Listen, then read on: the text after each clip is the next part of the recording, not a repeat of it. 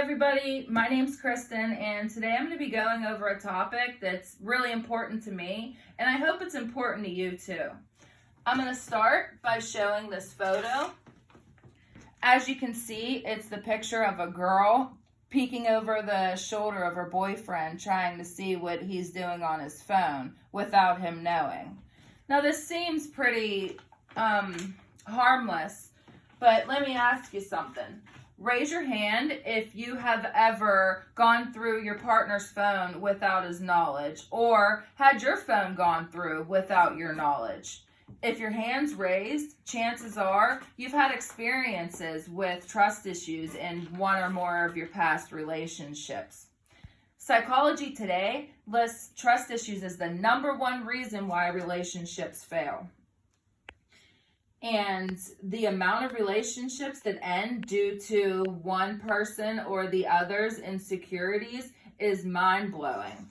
And today I'm going to talk to you about how you can identify if you have trust issues in your relationship, how trust issues develop, what you can do to mend, repair the trust issues in your relationships, and the benefits of implementing the 3 skills we will discuss that will guide you in your journey to healthy relationships. I was the partner to somebody who had some pretty serious trust issues. He was very controlling and very jealous, and it took me to a point where I thought that's how a relationship was. The relationship ended because there were more trust issues than love.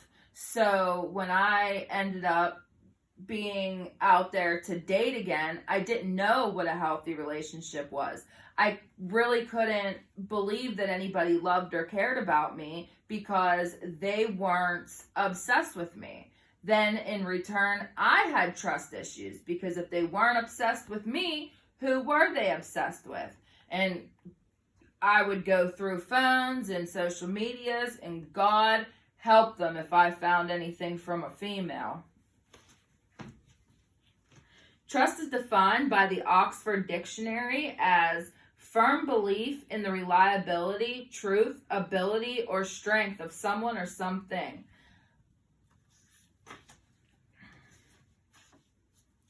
And Mike Bundrent of PsychCentral.com wrote an article about the 10 signs of trust issues in your relationship. I found it very insightful, and I put it into a PowerPoint for us to go over, and I'm going to pull that out for us now.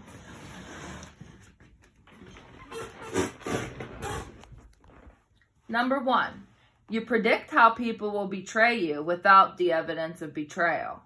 Number 2, different expectations. Number 3, moving through life at a different speed. Number 4, compatibility issues. Number 5, communication issues. Number 6, narcissism. Do me a favor. If you're dating a narcissist, go ahead and break up with them now. Number 7, relationship abuse. Number 8, life habit abuse. Number 9, drifting apart. And number 10, money issues. Now we have the knowledge of how to identify the issues. We can learn how to work on them and avoid allowing those trust issues in the relationships we have with people we love and care about. The first thing we can do is work on our self-esteem. Sometimes we might put on a few pounds over holiday break, or more relatable to right now, the COVID-19 quarantine. And, we're hard on ourselves, and our self-esteem takes a dive. In our minds, our clothes don't fit, I'm a mess, he's not attracted to me anymore. But these simple things are not going to be the reason why your partner reevaluates their feelings for you. It's important to remember building self-image and self-worth is going to be crucial to rebuilding trust. Don't think you're unworthy of your partner. You're good enough. The next thing we can do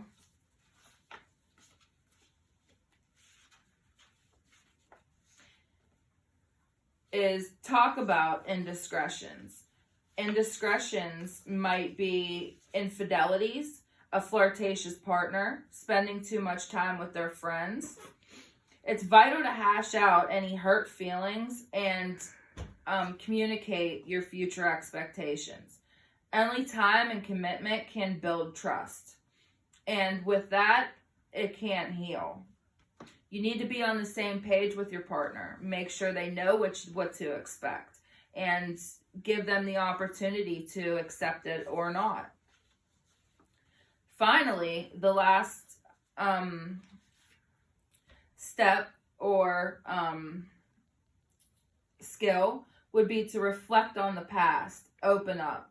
In most cases, trust issues are developed from broken trust in our past. Either we were cheated on and lied to in a past relationship, or when we were younger, maybe we were neglected by one or more parents.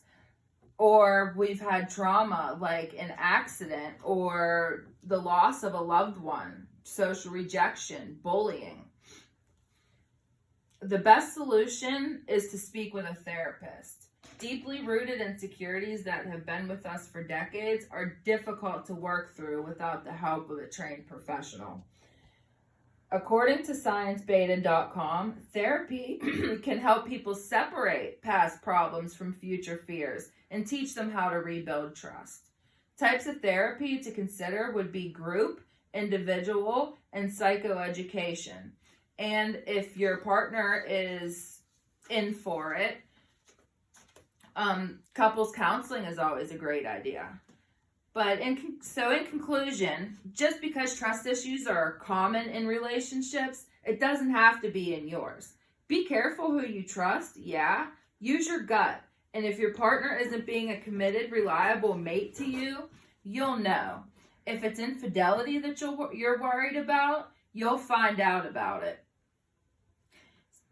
So in conclusion, we know how to identify if we have trust issues and the 3 ways that we can work on it. We can work on our self-esteem, and we can talk to our partner about our indiscretions, and we can reflect on our past.